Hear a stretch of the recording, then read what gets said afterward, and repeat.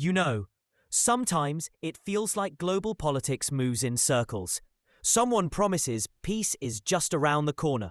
Someone else says everything is under control. Yet on the ground, the world still trembles, and the war continues. Recently, a meeting sparked new discussions about the conflict in Eastern Europe potentially ending quickly. These words were spoken by the American leader during talks with the Ukrainian president. Sounds appealing, right? But behind these words lies a question. For whom is it quick, and at what cost?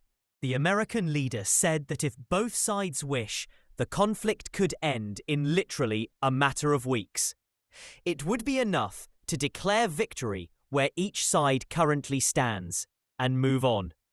At first glance, it sounds logical. People are exhausted by the war. Millions have suffered. The European and Ukrainian economies are strained. Russia is under sanctions, and the world is tired of this conflict.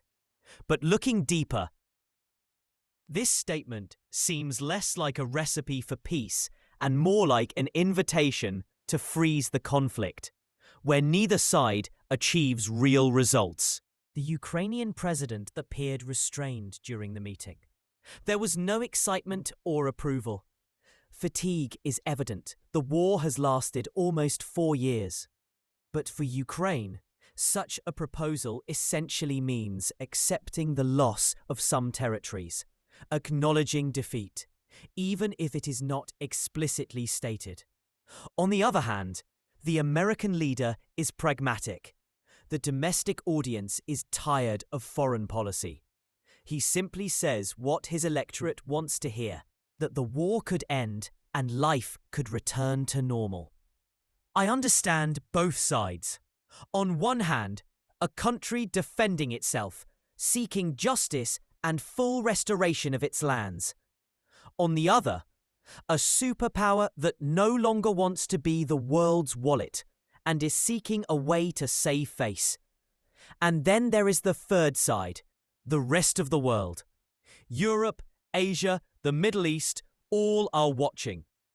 If what the American leader proposes actually happens, it sets a precedent. You can invade, occupy, hold ground, then make peace and say, "That's enough." And what will stop others from repeating this scenario elsewhere? After the statement, Western analysts were divided. Some said, finally, common sense. Others, this is capitulation in elegant words. Within the US, opinions are also mixed. Some believe the conflict must end at any cost. Others argue allies should not be abandoned. Europe reacted more quietly. They understand that if the US steps back, the burden of supporting Ukraine will fall on them. And Europe's economy is already strained. Energy costs rising, industries stagnating. Elections approaching, and more people asking, why are we doing this? And I look at this meeting not as a political analyst, but as an ordinary person. Could it be that everything we have strived for, justice, international norms, is now postponed in the name of peace? Peace achieved through fatigue is not real peace. It's a pause before the next storm. Strategically, this statement is a test.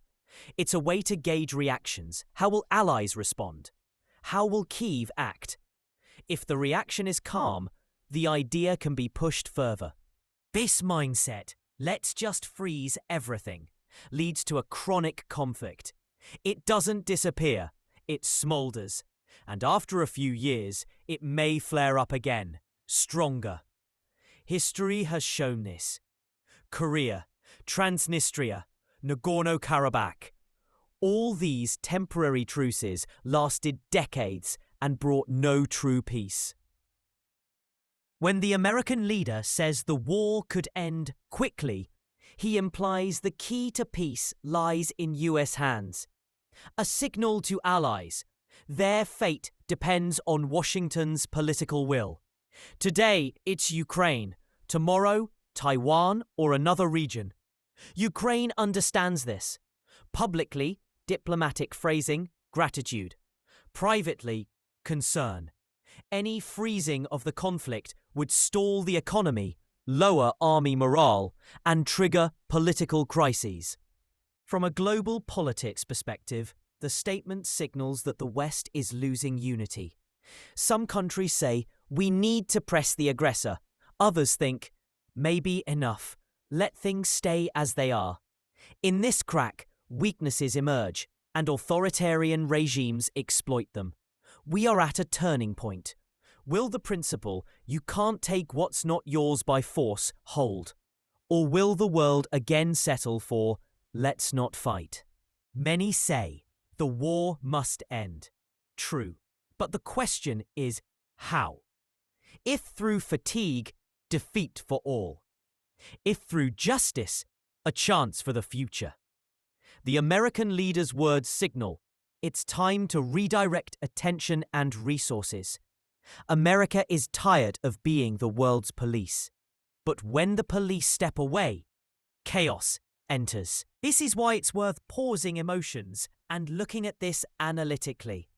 Let's examine the facts, global reactions, and possible scenarios for the conflict. By October 2025, the conflict has lasted almost 4 years. The front line has stabilized, but fighting continues. Ukraine faces economic and humanitarian pressure. Russia is under sanctions, and Europe is under energy and social stress. Meanwhile, the US faces domestic pressure. The public is tired of prolonged involvement, and political will to support Ukraine is weakening. The American leader's statement is not a direct ceasefire, but a proposal to freeze the conflict where it stands. Effectively, Ukraine does not fully regain its territories. Russia maintains its positions. The US reduces direct involvement. This is convenient politically and economically for the US, but the consequences for allies and Ukraine are serious. Weakened support, pressure on Kyiv, consolidation of the status quo favoring Russia. Future forecast: Ukraine. Risk of becoming a grey zone. Unstable economy. Europe.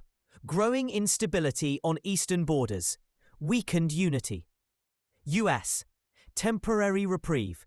Loss of strategic influence. Russia. Consolidation of success. Ability to present it as victory. The quick peace idea sounds appealing, but in practice, it leads to chronic instability. A world built on compromise with wrongdoing is not sustainable. If the international community accepts a tired peace now, tomorrow it will manifest in new conflicts. The American leader's statement reflects global sentiments: fatigue, desire for quiet, unwillingness to pay the price for justice.